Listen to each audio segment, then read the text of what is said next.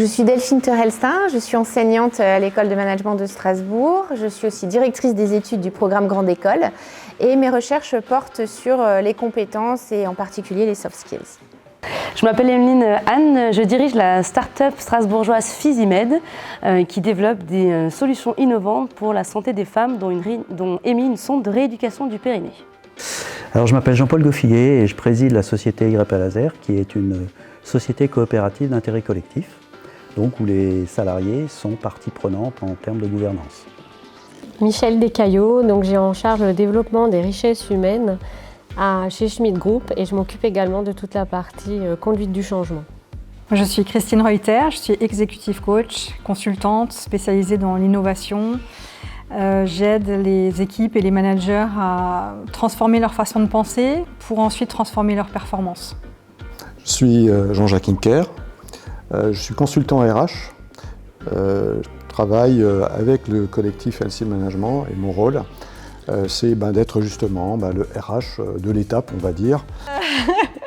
Donc je suis Anne-Claire Palude et j'accompagne les organisations dans leur transformation organisationnelle et managériale et j'interviens spécifiquement sur tout ce qui est équipe apprenante, donc développer les agilités du travail en équipe et notamment les sujets de l'expérience collaborateur et de la marque employeur.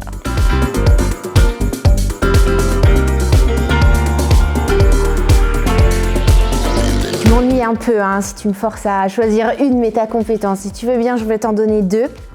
Alors la première, ce serait la réflexivité, la connaissance de soi. Donc la capacité qu'on a à réfléchir sur ses propres actions et ses comportements et évaluer en fait l'effet de ces actions sur soi-même, mais aussi sur les autres, sur l'environnement. Donc ça, pour moi, ça partirait de là. Et puis ensuite, mais ça complémente, la capacité à apprendre, à se remettre en question, à avoir l'envie, la motivation de toujours se développer. Je pense que c'est très important de comprendre son rôle dans l'organisation et bien se connaître et connaître ses atouts mais aussi ses limites. À partir de ce moment-là, si on a fait ce travail sur soi, c'est qu'on est capable de comprendre aussi en face que les autres ont des limites, ont des compétences mais aussi des faiblesses et comment est-ce qu'on peut arriver du coup soi-même dans l'organisation à trouver son rôle et à vraiment être finalement le maillon du puzzle pour le compléter. Je vais retenir ce qu'a dit Emeline, à savoir que c'est le connais-toi toi-même. Et le connais-toi toi-même est inscrit sur le temple de Delphes, dans l'Antiquité grecque. Et c'est vraiment étonnant qu'aujourd'hui encore, on dise finalement, cette maxime qui est sur ce temple reste d'actualité. Et en fait, je crois très sincèrement que l'avenir dans les entreprises, c'est de commencer par la personne, que ça part de l'intérieur des personnes vers l'extérieur. Et lorsque les personnes sont bien à l'intérieur, et d'ailleurs c'est le sens de Healthy Management, c'est de prendre soin et que ce soin-là soit pris dans les entreprises pour que les personnes se sentent bien. À partir de là, elles seront bien avec les autres. Il ne peut pas y avoir de coopération sans ça. J'avais parlé d'humilité et puis il y a une deuxième métacompétence qui m'est venue, c'est d'être en capacité de challenger son manager et d'être quelque part un conquérant pour construire sa place dans l'entreprise.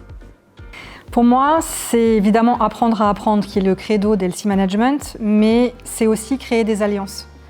J'ai toujours aimé l'adage qui dit « si votre présence n'apporte pas de valeur ajoutée à quelqu'un, votre absence ne fera pas de différence ».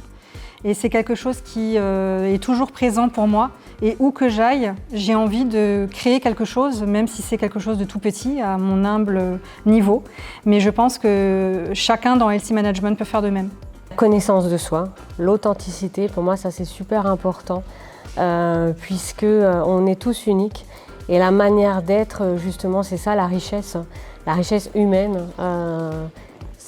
Pour moi c'est celle-ci. Et la deuxième, c'est la curiosité. Justement, on a chacun nos points de vue, on a chacun notre façon de voir le monde.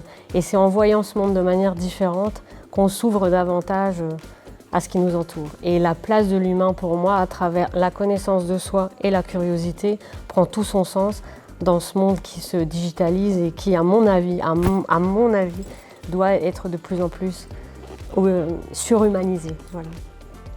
Celles qu'on vit au sein de ce collectif, qui sont essentielles, c'est ces capacités à apprendre des uns des autres, hein, donc être toujours dans cette logique d'évoluer, d'écouter, de revoir ses positions, de dépasser ses biais.